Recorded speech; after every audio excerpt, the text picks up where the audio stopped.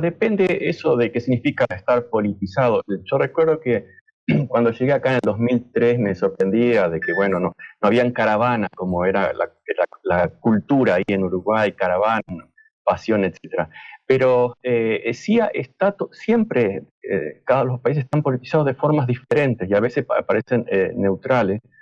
Hay distintas formas de hacer política. Aquí, por ejemplo, el aspecto religioso pesa mucho más que en Uruguay. Obviamente, Uruguay es el más secular del hemisferio, y eso en gran medida por Valle, ¿no?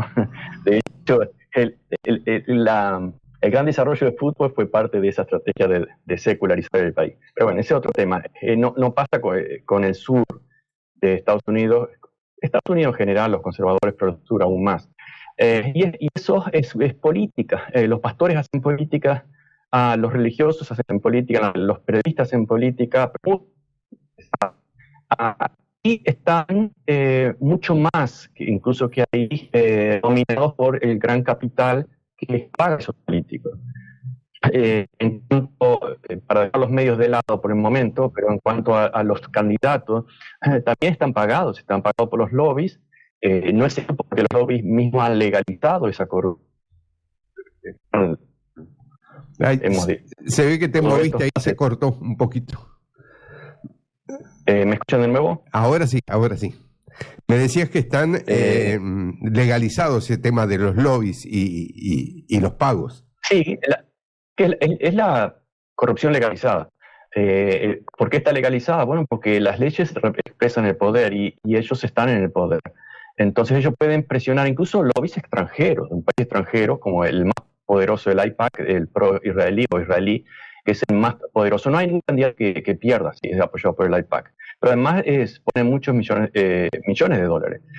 Son muy poderosos. En el caso, por ejemplo, de las elecciones del 2016, del 2020, de la elección pasada, Bernie Sanders era un muy fuerte candidato.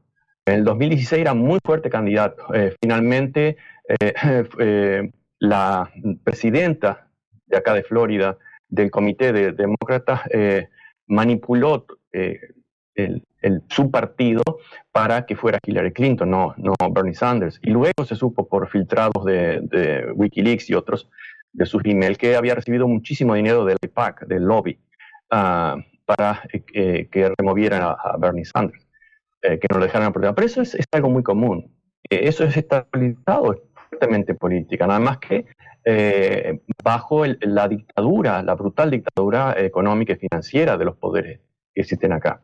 Entonces, las elecciones, bueno, generalmente son un circo. La narrativa generalmente está inoculada por los grandes medios que reciben muchísimo dinero también. Entonces, no hay una discusión filosófica profunda ni ideológica profunda.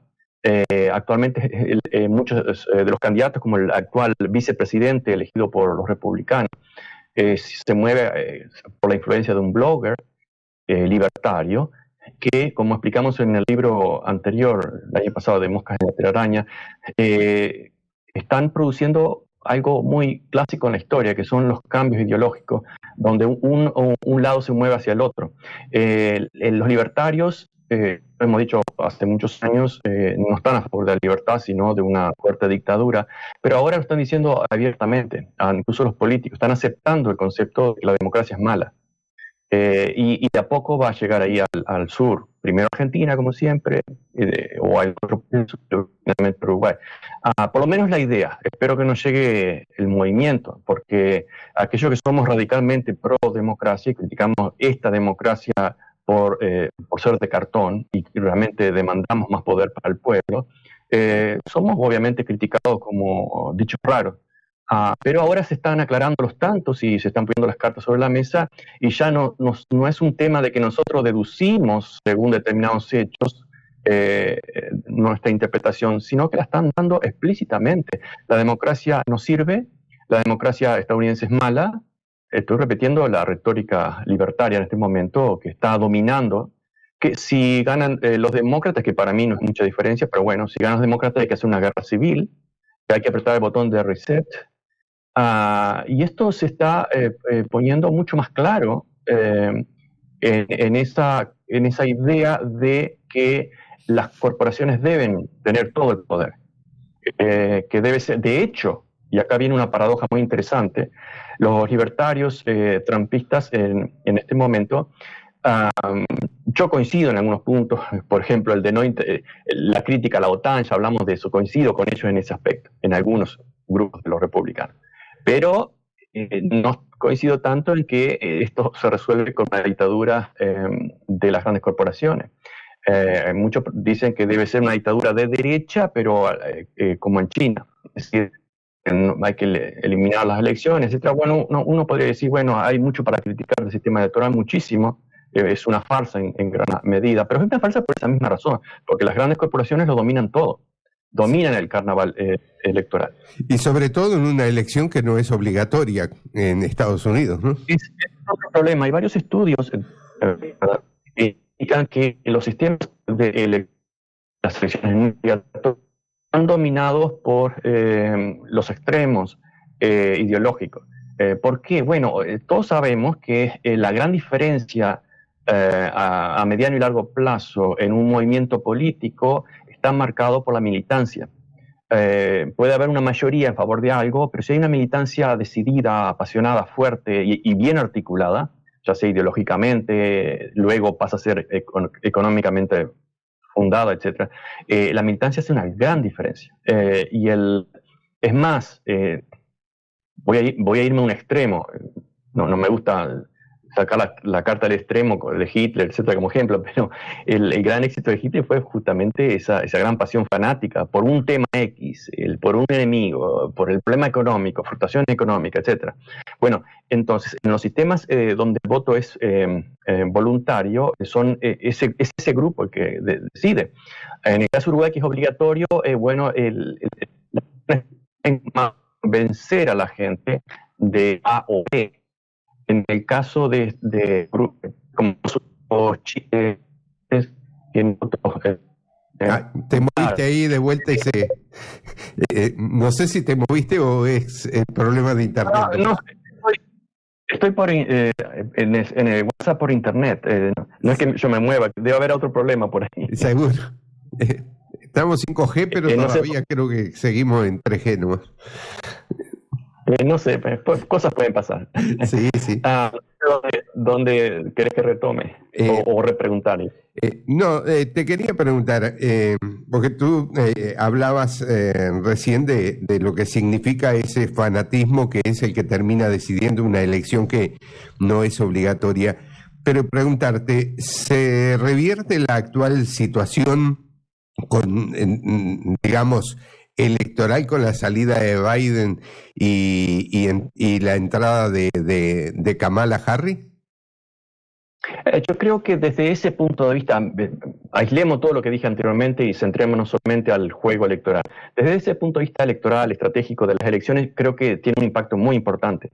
Hace semanas que venimos diciendo uno de los dos, Trump o Biden, en noviembre. Salud no es regible, como en el caso de Trump, que varios jueces, incluso una juez nombrada por él mismo, lo perdonó. Ya vemos el nivel de corrupción. Nos dan clases de lecciones sobre la corrupción latinoamericana, de la cual las grandes compañías de los imperios dieron cátedra ahí. Y la inocularon, de hecho. Pero entonces, el caso de Biden era más grave porque es un proceso intelectual claro de decadencia que no tiene reversión. Aunque le den drogas para aclararlo por unos minutos, etcétera, eso no tiene reversión. Y estamos hablando de que faltan todavía 4 o 5 meses para las elecciones y suponiendo, en el mejor de los casos para los demócratas, que ganara Biden, tendría 5 años más de gobierno. Imposible. Eso es una fantasía pensar de que podía ser un candidato. Ahora, la ventaja de los demócratas desde el punto de vista estratégico, repito, electoral, es que hay varias. Primero, este mes y el mes anterior hubo muchas encuestas que no se publicaron en los grandes medios, pero encuestas sobre qué pensaba la población estadounidense de las elecciones. Y la mayoría, hasta 55% y algunas más, 55% y algunas más, del electorado estadounidense lo dijo claramente, se sentía muy frustrado frustrados de tener que volver a elegir entre Biden o Trump, a pesar de toda esa parnaferaria, de toda esa propaganda pro-Trump.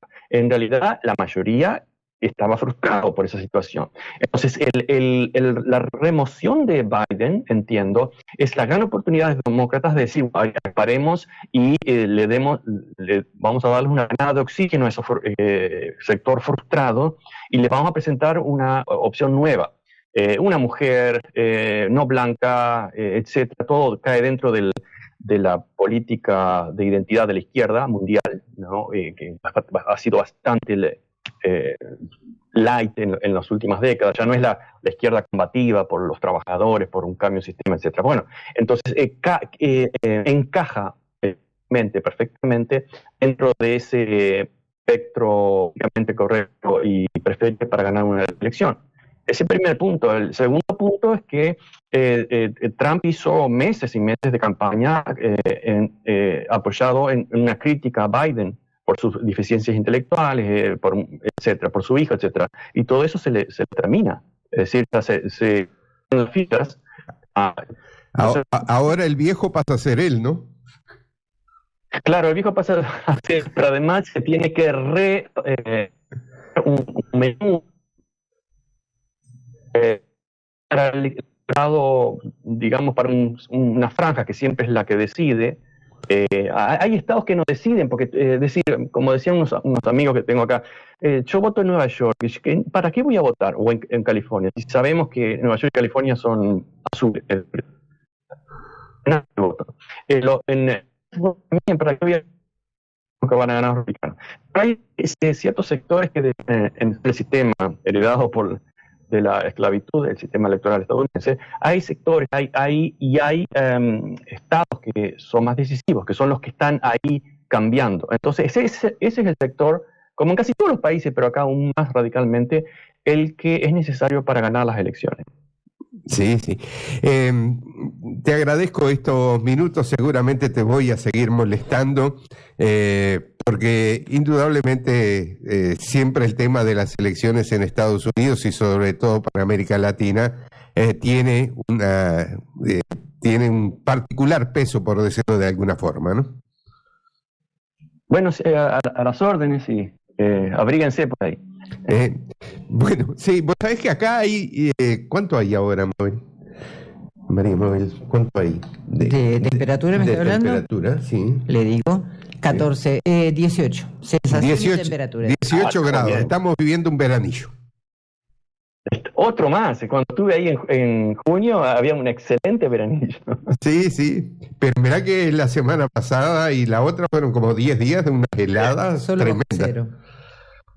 Lo sé. Somos los cambios más peligrosos. Te mando un abrazo, muchísimas gracias. Gracias a todos ustedes. Chau, chau. Siempre Chau. viene bien un buen vino, don Carmelo. Vinos embotellados a elección, acompañado de una buena copa y en caja para obsequio. Vinos Don Carmelo, Boulevard Rodríguez Correa y Rivera, teléfono 462-454-82. Pídalos en el